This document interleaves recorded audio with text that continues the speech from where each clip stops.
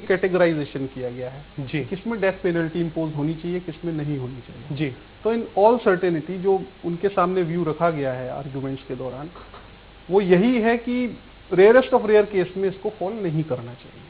जो 73 कोड से पहले का कोड था जी, उसके अनुसार death penalty is exception, life imprisonment. कैसे रेयर में ये आता है उसमें सुनीता जी?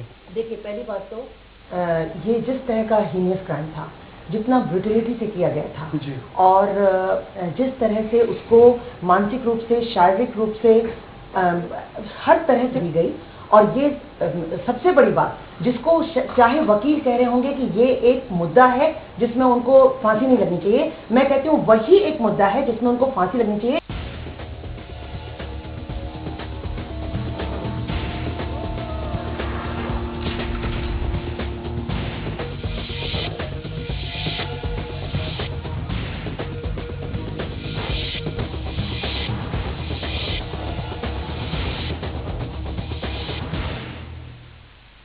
इनका मिनिमम आजीवन कारावास है और मैक्सिमम ये फांसी है। अगर इनको फांसी नहीं मिली, ये जेल में गए आजीवन कारावास, तो ये बताइए आप कि वो टैक्स लेगा क्या? दांतों का सब कुछ, जिसमें कि सब कुछ क्लियर करके, हाँ, फॉरेंसिक रिपोर्ट से सबसे मालूम चल गया कि इन्होंने जो कुछ कहा गया है, जो कुछ हम सुन रहे हैं रोज, वो सब इन्होंने घृणित रूप से किया था।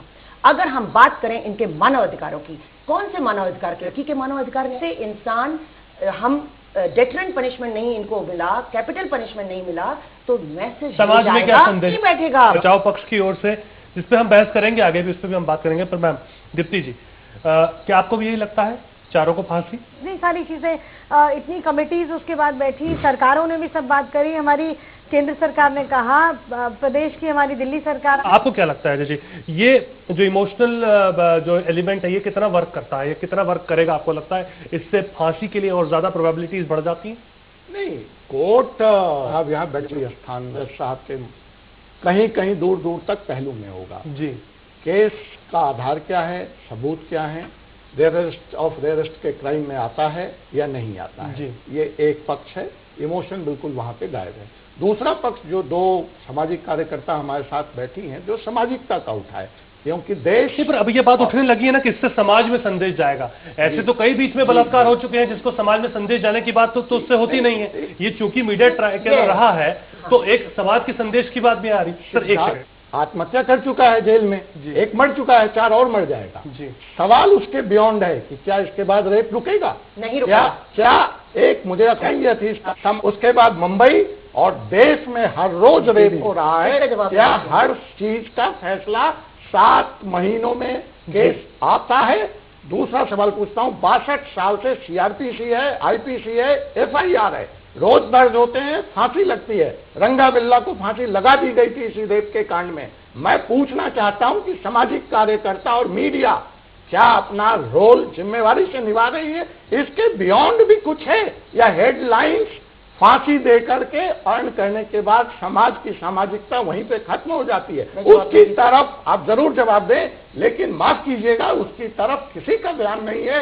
हम सब एक चित्कार कर रहे हैं, हम कॉस्मेटिक सर्जरी ढूंढ रहे हैं, हम ऑपरेशंस करने को तैयार नहीं है। ऐसा बिल्कुल नहीं है। नहीं, मैं जवाब दूंगी इसका। जब ये जो भी ये कह रहे हैं, जहां तक बात जागरूकता की है, देखिए हर चीज में कानून से परिस्थिति बदलती है, लेकिन मनस्थिति सोच से बदलती है, वो हमें भी पता है। समाज में जो अराजकता फैली हुई है, जो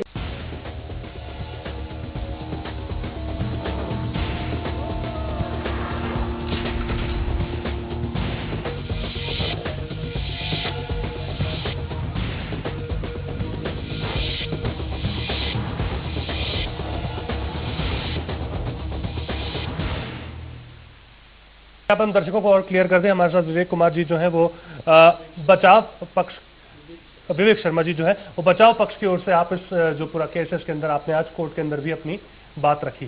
ठीक है सर, यही है लोग इसको किस तरह से समझें कानूनी तौर पे, क्योंकि ये कहा जा रहा है कि जैसे आप अगर बात कर रहे हैं तो आपके रोल पे भी सवाल हो रहा है कि ऐसा क्यों भाई आप उन लोगों को जाकर के सपोर्ट कर रहे हैं, दलील उनके स्लिप ये। हाँ जी, सुनीता जी। नहीं, अच्छा भाई अजय जी, अजय जी का, अजय जी ने अभी कहा कि जनरल पब्लिक परसेप्शन से लॉ मोल्ड नहीं होता है जी, और ना मोटिवेट होता है ना मूव करता है जी। Civil case under the advocates act नहीं लेता हूं तो दैट इज प्रोफेशनल मिसकंडक्ट। जी, यदि कोई क्लाइंट अप्रोच करेगा तो I can not deny. Number 1।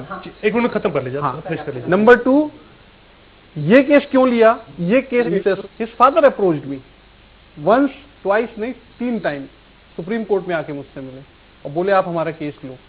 मेरे बेटे ने ये स्टोरी बताई है, इंसिडेंट है सपोजिंगली किसी भी प्लेस ऑफ इंसिडेंट। ओके, ठीक है। मैं बताती हूँ, जो ये कह रहे हैं ये लॉयर हैं, है ना, मैं लॉयर नहीं हूँ, लेकिन जितने लॉयर से बात की है, हम ऐसे ही नहीं यहाँ पे आके बैठ जाते हैं, लॉयर से बात की है, उनमें साफ कहा जाता है लॉ में कि अगर कहीं पर रेप हो रहा है, मर्डर हो रहा है, उसमें जो वहां पर नहीं भी कर रहा है लेकिन कॉन्स्पिरेसी में वो उसको सजा मिलती है। दूसरी, आप बात कर रहे हैं इनको पता है कि उस लड़के ने रेप किया है लेकिन फिर भी ये उसको डिफेंड कर रहे हैं। वो तो इसका मतलब 120B के तहत, साजिश के तहत, मतलब एक ग्रुप के अंदर कन्वर्ट किया गया ना सर इनको। देखिए, इसमें यदि अलग आप अलग 120B को लाते हो, मेरे हिसाब से 120B केस में बंदी के कानून की इसमें घुमा करके इस चीजों को, इसीलिए कहते हैं हमारे हिंदुस्तान में 120B की इस जैसे वकील डिफेंड करते हैं। आई हैव अ सीरियस नहीं, क्यों? तो वो दोष जो करार दिए जाते हैं वो मैंने आप ये कह रहे हैं कि सबकी अलग अलग भूमिका पे गौर किया जाए, जरूरी है। नहीं होगा तो ऐसे केसेस तो बढ़ते ही जाएंगे। मैं उसको डिफेंड नहीं कर रहा हूँ, मैं डिफेंड कर रहा हूँ the way the evidence has been treated. जी, हम जानते हैं जमीनी तौर पे PCR कैसे काम करती है सर।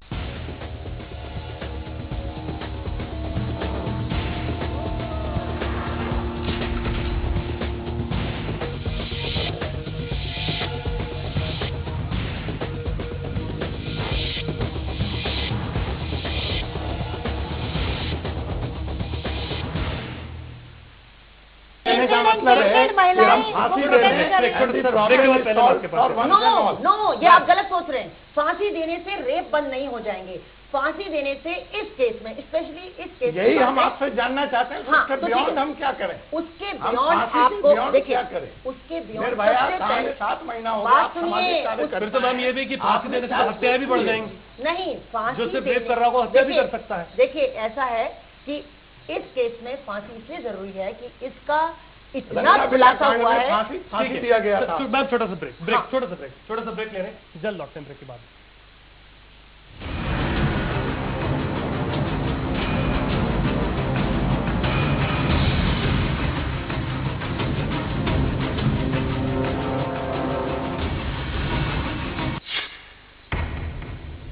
उत्तर प्रदेश का हर एक छात्र दुनिया से बराबरी करने में सशक्त होगा। उत्तर प्रदेश सरकार ने वादा निभाया, लैपटॉप वितरण योजना शुरू हो गई है। हर इंटर पास छात्र अब इस योजना का लाभ उठा सकता है। सिर्फ लैपटॉप नहीं, यह है बेहतर शिक्षा का साधन।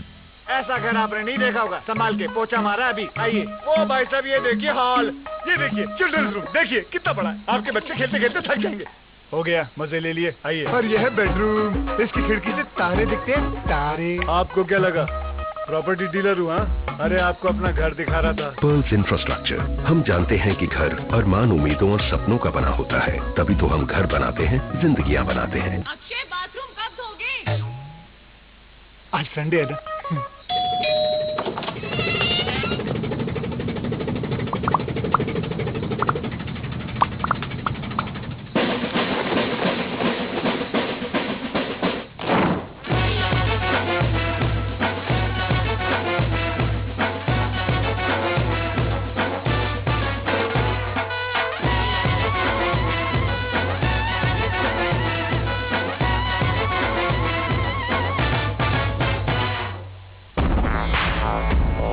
सबों से भी सदा है तू, अपना परिवार है। आज और कल दोनों हमने तेरे साथ देखे हैं। तू चले जब साथ तो खुशी के ठिकाने मिलते हैं। वन टच पावर स्टार्ट, शानदार माइलेज वाला APDV इंजन जो दुनिया की नंबर 1 बाइक चुने, यही कहे। सबों से भी सदा है हीरो स्प्लेंडर, लगे ऐसा फैमिली जैसा।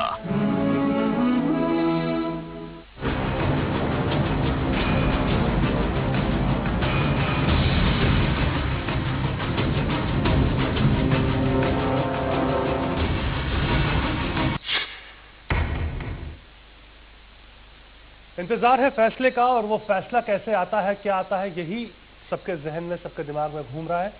पर विवेक सर, ये दलील दी गई कि बाटला हाउस एनकाउंटर के आतंकी को कोर्ट ने उम्र कैद की सजा दी, तो क्या राजनीतिक शरण के कारण दी गई? ये सर राजनीति की बातें इतनी क्यों आ रही है? पी सिंह साहब भी कह रहे हैं कि धनाढ़ लोग को उनके पास बाहुबल नहीं है, पैसा नहीं, ये तो कहीं ना कहीं कंटेम्प्ट ऑफ कोर्ट का मामला भी बन सकता है, हम नहीं जानते। वो तो कॉग्निजेंस कोर्ट को लेना होगा। वेदर तो फिर भी इस तरह से ये बातें क्यों प्रेजेंट की? जिस तरीके से ये केस चला है शुरू से, इस तरीके से पब्लिक परसेप्शन बना। देखिए मुंबई कांड अभी हुआ है रिसेंटली, मैंने तो कहीं इंडिया गेट पे मोमबत्ती जलती हुई अभी तक नहीं देखी जी उसके अगेंस्ट में, ना मुंबई के आजाद मैदान में मैंने जले। वो जरूरी थोड़ी है सर, मैं कह रहा हूँ अच्छा जरूरी है, मैं ये कह रहा हूँ जब कैंडल जले तभी नहीं, मैं I am not on that. मैं सिर्फ इतना पॉइंट अपना बताना चाह रहा हूँ कि यदि ये कैंडल्स नहीं जलेंगी तो वहां जो प्रेशर, एक देखिए आफ्टर ऑल जज इज ऑल्सो ह्यूमन बीइंग। मैं वही बात, ये सवाल मेरा से भी था। जिस तरीके से केस चला है शुरू से अब तक जी, कि हर पॉलिटिकल पार्टी कह रही है फांसी की सजा दो, संसद में कहा जा रहा है फांसी की सजा दो जी, वो former chief justice of India कहते हैं कि यदि मैं चीफ जस्टिस नहीं होता तो मैं भी कैंडल जला रहा होता, chief justice of Delhi high court कह रहे हैं, मतलब जो इमीडिएट प्रेशर है, इमीडिएट बॉसेज हैं, मैं I am talking of immediate bosses हैं जी, वो ये बात कह रहे हैं। तो यानी आप ये कहना चाह रहे हैं कि अगर फांसी दे दी गई तो ये कारण बहुत बड़ा उसके पीछे फैक्टर होंगे?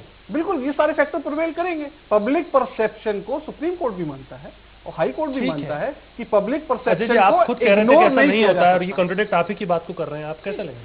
नहीं, मैं उस बात को कॉन्ट्रडिक्ट नहीं कर रहा हूँ।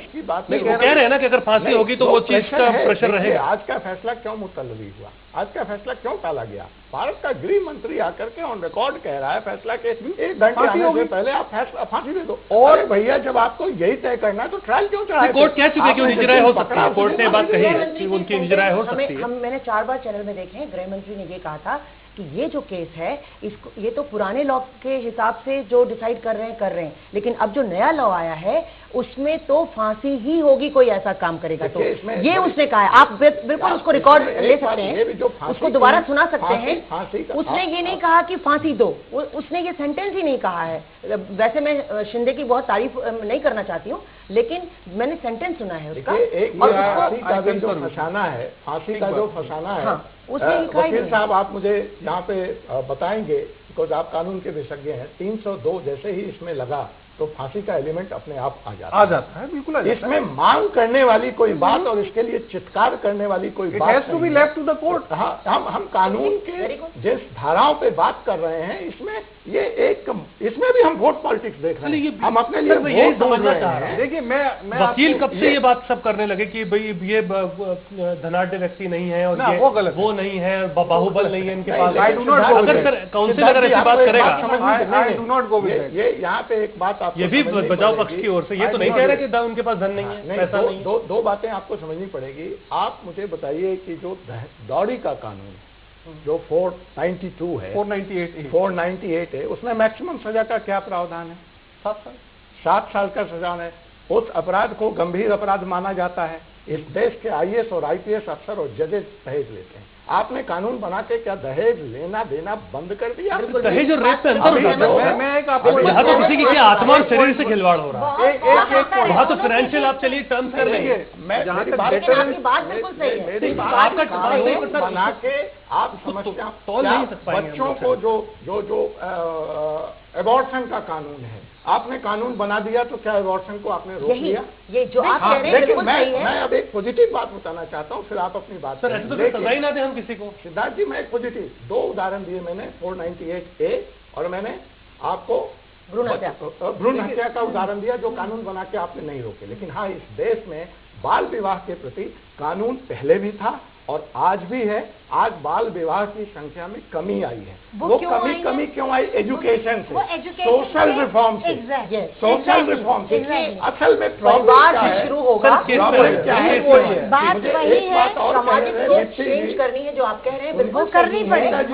वो परिवार से शुरू कहने दें, ये एक पॉलिटिकल पार्टी को रिप्रेजेंट करती है। समस्या ये है कि आज का राजनेता और राजसत्ता और राजनीति सिर्फ और सिर्फ सत्ता प्राप्ति तक रह गई है। ठीक है सर, जो समाज में ठीक है, सोशल ये बातें आपकी अपनी जगह बुनियादी राजनीति को करना ठीक है, था सर, वो काम नहीं हो रहा इस है। केस में और ये हेडलाइंस, लेकिन ये हेडलाइंस और वोट पॉलिटिक्स, मैं प्लीज थोड़ा मैं कहूंगा मैं इस केस पे हम आ जाए, बहुत अहम है, कहूंगी इस पे हम बात सारी करें। पॉलिटिकल दंड के पार्टी को आप प्रावधान एक के ही दो मानदंड पहलू पे नहीं होते तोल सर, एक सकते मिनट कंप्लीट जिन्होंने यहाँ पर 60 साल राज किया है, आप उसको देखिए ना। ठीक है, उन्होंने चलिए वो एक अलग आज डिबेट है, देश मैं की वो आपका नीति पर्सनल कहाँ से कहाँ और क्या पहुँचाई है, वो हर पार्टी एक जैसे नहीं इस केस पे हम आ जाते हाँ, हैं केस पे हम आएंगे, लेकिन हर पार्टी क्या कुछ दंड के हमेशा दो पहलू होते जी हैं। एक पहलू होता है डेटरेंट सेट करना, जी दूसरा पहलू होता है एक्यूज का रिफॉर्मेशन। जी यदि रिफॉर्मेशन पॉसिबल है तो आज तक के जितने भी जजमेंट है आपको क्या लगता है कि क्यों आपके मन में ऐसा क्या फैक्टर आया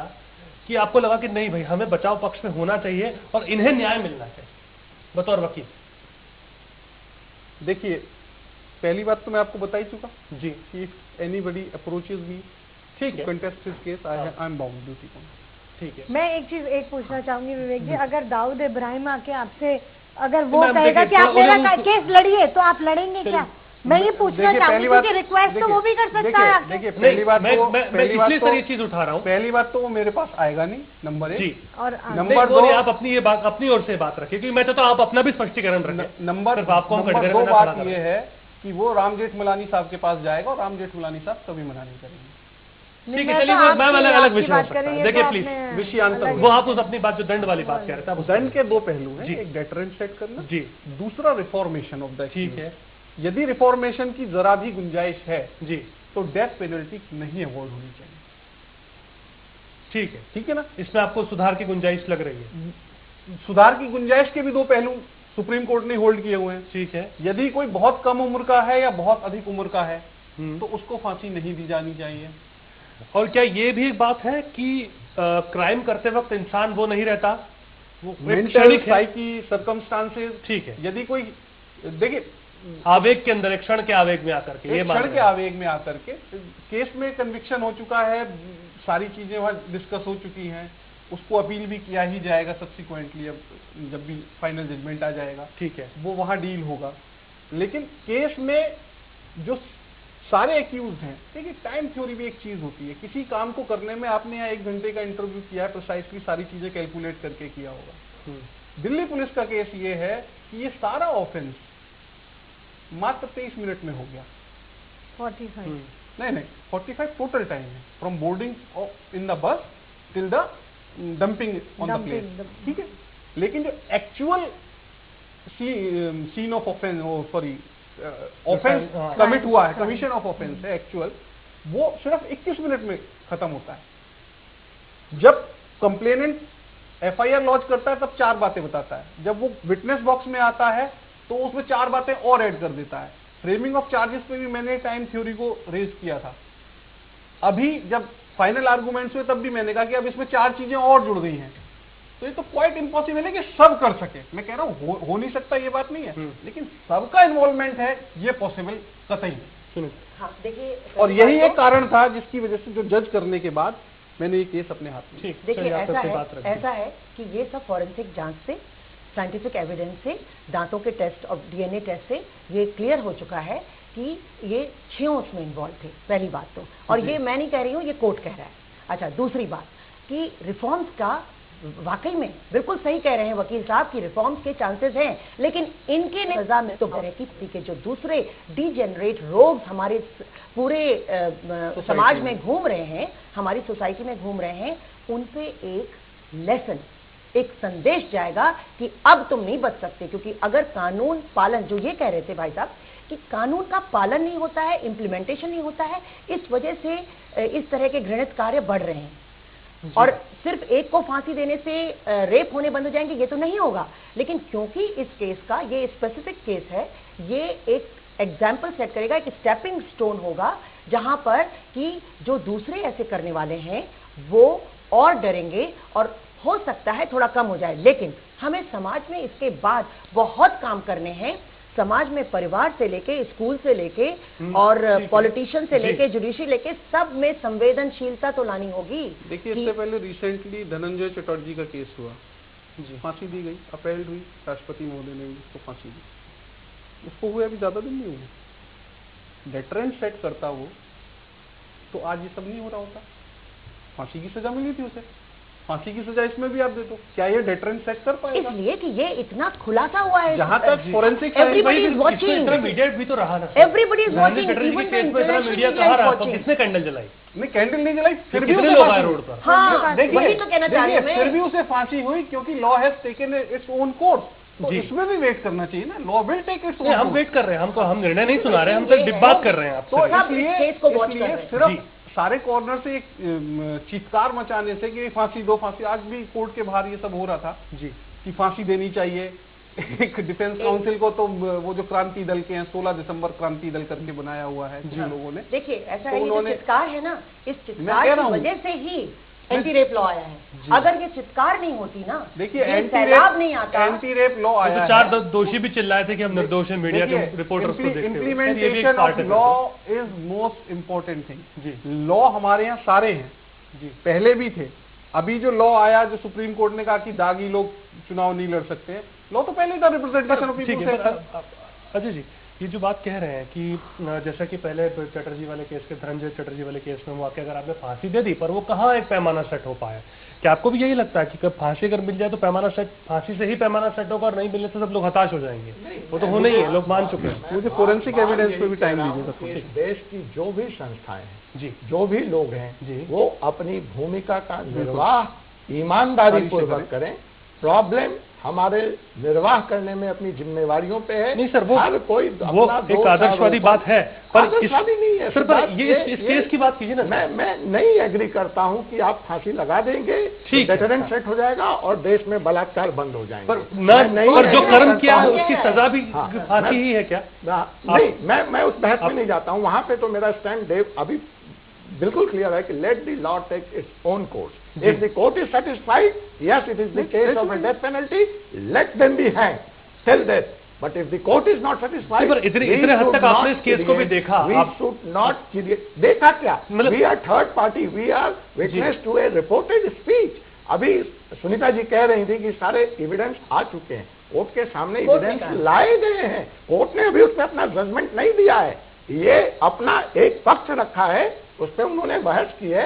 अब कोर्ट को मानना है कि पुलिस ने जो केस दिया है वो वाटर टाइट है नहीं है।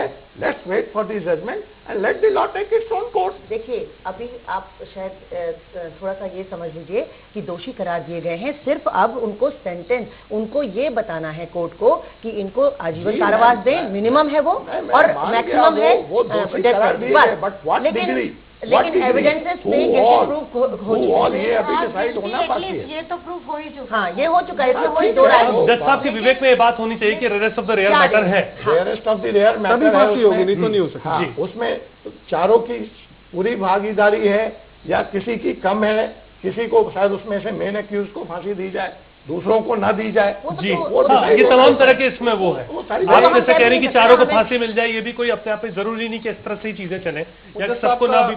जज साहब का अपना व्यू पॉइंट होगा, ठीक है, उस पर हम बात नहीं करेंगे। On the basis of the case evidence. अब मैं सिर्फ एक बात ऐड करना चाहूंगा, सुनीता जी और दीप्ति जी ये भी कह रही हैं फोरेंसिक एविडेंस जो है जी इस केस में पर्टिकुलर जी। एक बात बार बार सुनीता जी कह रही है डेंटल मॉडल्स लिए गए बाइट मार्क्स पे, तो मैं ये अजय जी जो कह रहे हैं वही मैं उसको ही थोड़ा आगे बढ़ा रहा हूँ। डेंटल एविडेंस जो आया है वो सिर्फ एक एक्यूज के खिलाफ आया है, किसी और के खिलाफ नहीं आया है। ये बात भी जज साहब ध्यान में रखेंगे। जो डीएनए सैंपलिंग है, किसी का भी डीएनए बस के अंदर मैच नहीं कर रहा है।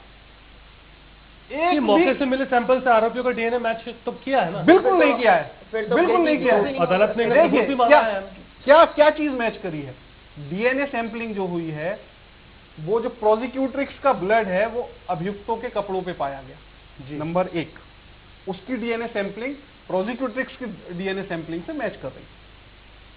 किसी भी एक्यूज का, नन ऑफ द एक्यूज जो स्कफलिंग भी हुई, चोट भी लगी, उनका ब्लड भी गिरा, कहीं बस में कोई एविडेंस नहीं है कि उनका ब्लड वहां पाया गया, उसका डीएनए उनसे मैच उन्होंने वॉश कर दिया था, बस तो उन्होंने धो दी। का भी जो उनकी लड़की का दोस्त है उसका भी, उसकी भी गवाही अपने आप में, और जो डेथ के पहले जो लड़की ने बात कही वो तो कह चुकी है जला देना हुई है, वो भी रिकॉर्ड के अनुसार back side of the bus में वॉशिंग हुई है, जहां actual commission of offence alleged किया गया है।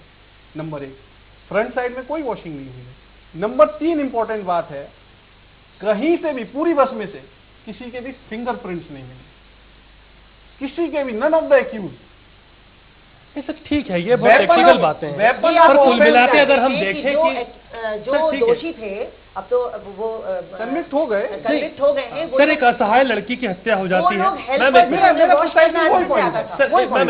एक असहाय लड़की की जो है हत्या हो जाती है और दया की गुहार लगाती है तो लोग पिघलते भी नहीं है। ये भी तो एक बात है। जब वो खुद दया का पात्र हूँ, जो आपने बात नहीं बन पाई तो रेरेस्ट ऑफ द रेयर कैसे नहीं बनता है? जो आपने बात कही, मैं उसी को थोड़ा सा आगे बढ़ा रहा हूँ कि जिसने किया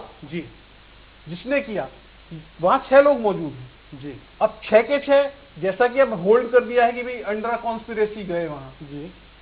पॉसिबिलिटी ये भी है कि 2 लोग वहां, 3 लोग वहां वैसे ही गए हों। सर, सब नशे में तो थे। पवन गुप्ता खुद नशे में था उस समय। नशे में था। अब नशे के अंदर इतना ध्यान कोई रखेगा? आप बताइए। मुकेश नशे में था, तो नशे, यदि इस बात को होल्ड करते हैं आपकी, वो ये दलील आपने दी है, बचाव पक्ष से दलील आई है, मैंने दी है। हाँ। 86 का अनपढ़ लड़का है और वो नशे में था। 86 का डिफेंस मैंने लिया। मतलब नशे में रेप करे तो रेप नहीं है। हाँ, वही मैं होश में करे तो वो रेप है। देखिए sir, under law statute book तो यही कहती है कि कॉन्शियस नहीं है तो चलिए अब इसे मोटा मोटी हम बहुत डिटेलिंग में ना जाए, हम मोटा मोटी अगर इस पे बात, जो उम्र कैद और फांसी पे बात हो रही है।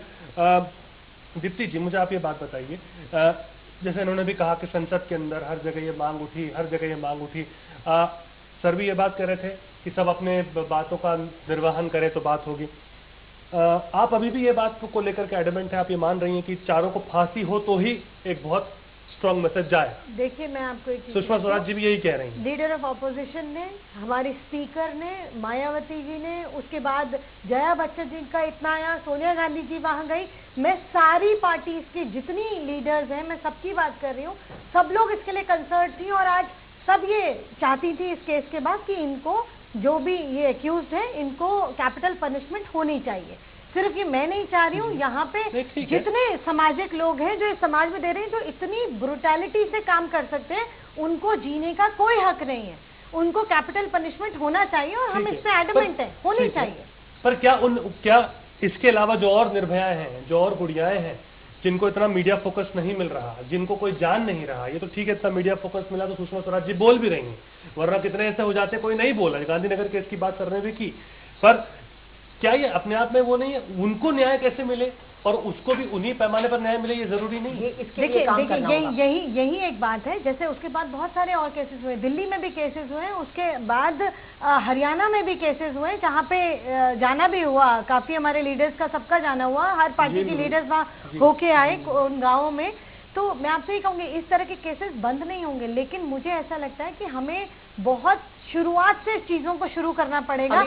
हमको स्कूल लेवल पे चीजों को शुरू करना पड़ेगा। एक जिस तरीके से एक लड़का और लड़की को परिवार में बड़ा किया जाता है, हमेशा एक जिसको हम कहते हैं पुरुष प्रधान ये देश है, उस तरीके से हम एक बच्चे, एक छोटे लड़के को भी उस तरीके से हम उसकी परवरिश करते हैं, वो हमें छोड़ना होगा। एक इक्वालिटी का राइट जो है ना, वो महिलाओं को होना चाहिए, और उस तरीके से अगर वो बड़े होंगे, ये चीज वो स्कूल में सीखें, ये चीज वो घर में सीखेंगे, तो शायद उन्हें महिलाओं का रिस्पेक्ट करना, लड़कियों को समानता देना, अपने साथ खड़े करने का। अजय जी, एक चीज ये भी हमें जानने, मैम एक मिनट, अजय जी, ये बातें हो रही हैं, लोग कह रहे हैं फांसी दे दो, ये फांसी ही दे दो क्यों मांग हो रही है सर? ये क्या आपको लगता है ज्यादा भावनात्मक है, हो गया है मामला पूरा? अजय जी, नहीं, ये भावनात्मक तो है ही। जो लोग जुड़े हुए हैं, ईमानदारी से जुड़े हुए हैं, किसी के साथ दुख तकलीफ हुआ है, उनको एक आम आदमी इसके बियॉन्ड कर भी क्या सकता है? वो इस मांग के सिवा कर क्या सकता है? क्योंकि उसकी सीमाएं सीमित हैं। वो जाकर के समाज में जागरूकता का आंदोलन नहीं लगा सकता है। ये काम पॉलिटिकल पार्टी को करना है, इस देश की सामाजिक संस्थाओं को करना है।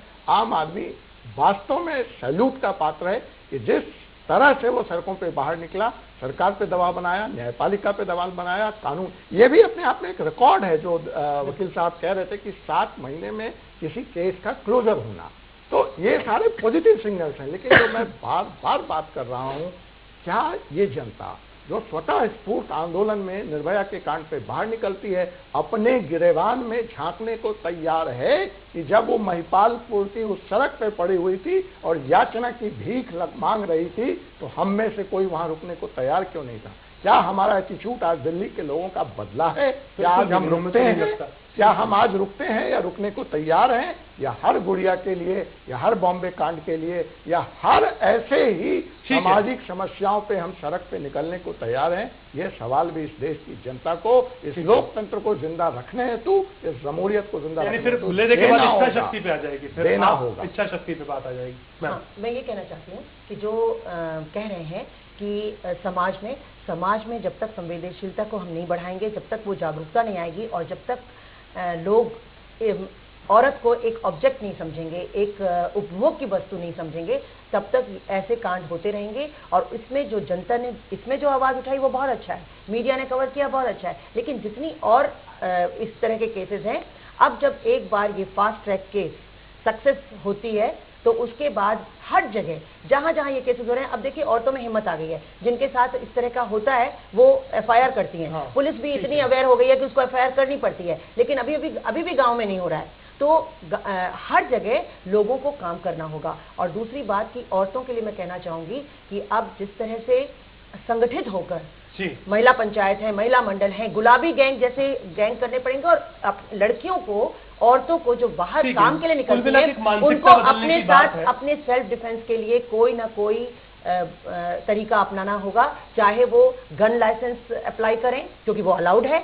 दूसरा, अगर वो नहीं तो एक प्रोविजन ऐसा रखना होगा कि औरत जब काम के लिए निकलती है, घर से बाहर निकलती है, रात में काम के लिए जाती है, तो उसके पास में कोई ना कोई वेपन होना चाहिए। अगर हम कृपाण अलाउ कर सकते हैं तो सेफ्टी ग्राउंड पे हम कोई ना कोई वेपन भी अलाउ कर सकते हैं, क्योंकि जो समाज में ये पिशाच प्रवृत्ति के लोग घूम रहे हैं, उनसे बचने के लिए कोई तो हमारे पास में डिफेंस होना चाहिए। विवेक जी, इसमें अधिकतम सजा देनी चाहिए, ये बात भी कही गई है। अगर नहीं दी जाती तो क्या ऐसा नहीं लगता कि ऐसा संदेश जाएगा, आपको पर्सनली नहीं लगता कि ऐसा व्यवहार बर्दाश्त किया जाता है हमारे? क्या आप इस चीज को किस तरह देखते हैं? ये सवाल बार बार, ये शायद अभियोजन पक्ष के अंदर भी ये बात कही गई है कि अगर वो जाता है तो ये एक सिग्नल नहीं आपको लगता जाएगा कि ऐसा बर्दाश्त किया जाता है हमारे यहाँ पे? नहीं, ऐसा मैं प्रिसाइसली नहीं समझता हूँ, क्योंकि इसके दो पहलू हैं जी। यदि आप फांसी दे दोगे तो सब कन्विक्ट हैं और सजा उन्हें मिलनी चाहिए, जो भी उस कांड के पूरे दोषी हैं। फांसी देना विद इन अ सेकेंड आप मुक्त हो गए। जब जेल में आप सड़ोगे पूरी लाइफ, और आज के टर्म्स में लाइफ मतलब life till the vanishing of your biological entity, तो जेल में जो रोज आप देखोगे, अभी आपको फांसी हुई, 14 साल काटने के बाद तो फिर नहीं, अब नहीं है। जजमेंट में अब लास्ट में एक लाइन लिखी हुई आती है हर जजमेंट में, जिसमें लाइफ दे रहे हैं आजकल, till the vanishing of the biological entity of a person, यानी जब तक वो मरे नहीं, या फिर रेमिशंस पे आफ्टर सर्टेन टाइम, और वो भी कोई कम टाइम नहीं, 30 साल से। कुल मिलाकर एक ज्यादा बड़ी सजा के लिए आप कहीं ना कहीं वो है। देखिए, आप ये समझिए कि इस बात को समझिए कि अभी तो खत्म हुआ, परिवार वाले 2-4 दिन रोएंगे, पीटेंगे, फिर अपने अपने सब काम में लगेंगे, समाज अपनी तरीके से आगे चलने लगेगा जी। फांसी से कहां आप डेटरेंस सेट कर पा रहे हैं? धनंजय चौधरी को आपने, धनंजय चटर्जी को दी, उसके बाद भी दी गई, कसाब को दी। एक तरह से एक पक्ष ये भी ठीक ही है, तिल मरना भी अपने आप में कोई तिल नहीं। जेल में आजीवन कारावास वाले तिल नहीं मर रहे हैं, क्योंकि आजकल सरकार उनको फैसिलिटेट कर रही है और उनको आराम से वहां पे खाना पीना रहना मिल रहा है। प्रॉब्लम ये है कि इस तरह का जघन्य अपराध करने वालों को अगर सिर्फ जेल होती है, और जबकि सबको पता है कि आजकल जेल में पूरी फैसिलिटीज होती हैं, तो वो टैक्स पेयर की मनी है, पहली बात तो। दूसरी बात कि इस प्रवृत्ति के जो दूसरे यंग लड़के हैं जो स्ट्रगल नहीं कर पा रहे हैं, अपना रोटी पानी का इंतजाम नहीं कर रहे, वो उत्साहित हो जाएंगे कि चलो भाई 1-2 रेप करो, सजा मिलेगी तो जेल जाएंगे। हाँ, और जेल में खाना पीना रहना होगा, क्योंकि बाहर स्ट्रगल आजकल क्या है, सब शॉर्टकट अपना रहे हैं, कोई मेहनत करके कमाना नहीं चाहता है। तो ये प्रवृत्ति ना शुरू हो जाए तो इसका डर है हमें। जो बात कह रही सुनीता जी, ये बात आप भी मानती?